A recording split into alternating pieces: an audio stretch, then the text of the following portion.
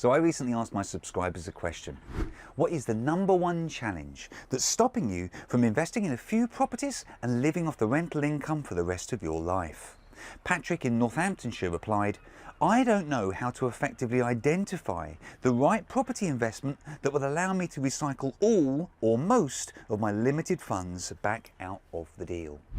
It's a fantastic question. Let me see if I can answer it in this video.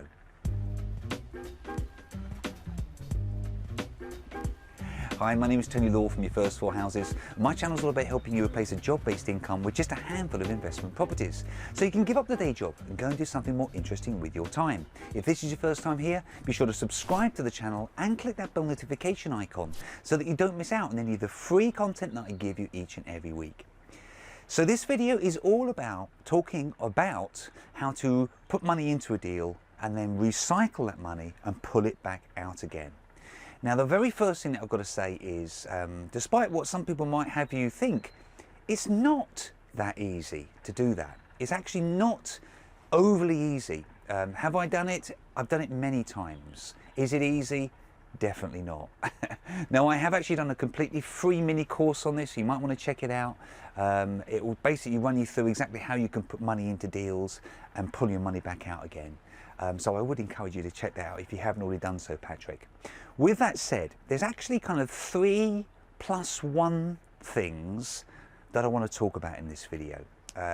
Maybe one or two of them you've already heard of before, but this is all about how to identify those types of properties. The very first thing I've got to say is you should be looking for properties that are below market value. Now, I absolutely never thought that you could buy a property 20, 25, 30% below market value, but I have now done it many times. And so I know that you can do this. I was a huge skeptic, as most people know, but you can absolutely find these types of deals, and you've got to look for a specific type of seller, which we'll come on to in a moment. But they are out there if you are focused and looking for these types of properties. Now, the huge advantage of buying a property dramatically below market value like that is that you can then refinance that property back up to its genuine market value, and then obviously pull most or all of your cash back out of the deal within, say, 6 to 12 months, for example. Is it easy to find those deals? No, it's not. Are they out there? Yes, they are. And we're going to come on to the type of seller you need to look for in a moment. The second way is to find properties that you can purchase and then add massive value to those properties. So this is not a lick of paint. This is not a new kitchen or a new bathroom, although they may include those things. It's adding massive, massive value. Now, again, that free mini course will talk all about a whole load of different ways that you can add massive value. But just to keep things on a basic level for a moment, if you can identify those types of properties where you can add massive value, you can purchase the property, you can add that massive value, and then you can then refinance based on that new and higher value and pull your cash back out again. Have I done that before? I've done it loads of times, and you can do the same thing too. The third way is to use creative solutions. Creative solutions that maybe enable you to control the property whilst you do something else to it, and then add some value or whatever it might be, rectify a problem, a fault or something like that, and then maybe purchase it or sell it on. And these are creative solutions that must work firstly, excuse me, that must work firstly for the seller, but also work obviously for you as a deal as well, otherwise you're not going to be buying that property, are you? So there's the 3 ways that you can do it: buying massively below market value, adding massive value, or using creative solutions that work firstly for the seller, but also work for you as well.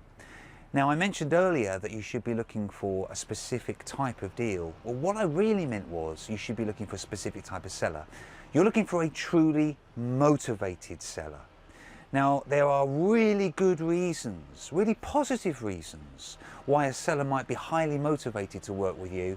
There are also, sadly, some very negative reasons as well. And again, I know I mentioned it a couple of times already, but that free mini course will give you 30 different types of motivated sellers. So I would, again, encourage you to check that out. But I also mentioned the +1 bit, didn't I? I mentioned there was 3+1. Well, the plus one bit is simply this. If you can find a property that will give you a great return on your investment, and there are loads of those types of deals out there. This is what all savvy property investors are looking for, properties that will give them a great return on investment.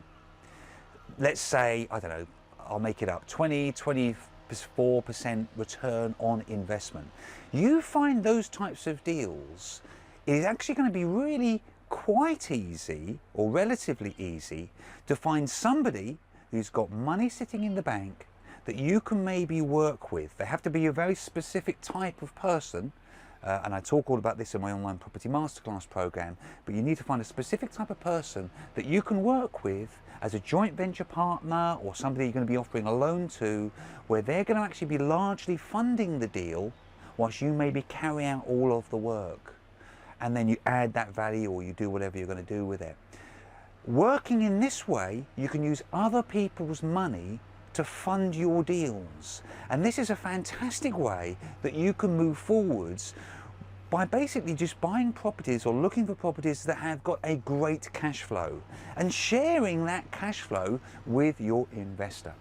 So I hope that really helps you, Patrick. There's 3+1 ways that you can actually do this. But before you disappear, don't forget, this is a question that you asked me as part of my original video, and the deal was that if I did a video for you, you get one of the books off of my bookshelf. So just like last time, I've got my very expensive presentation bag just here for you. I'm genuinely going to dip in the top. I have no idea what you're going to get, but I'm going to need my glasses. So let's have a quick look. I'm going right to the bottom of the bag.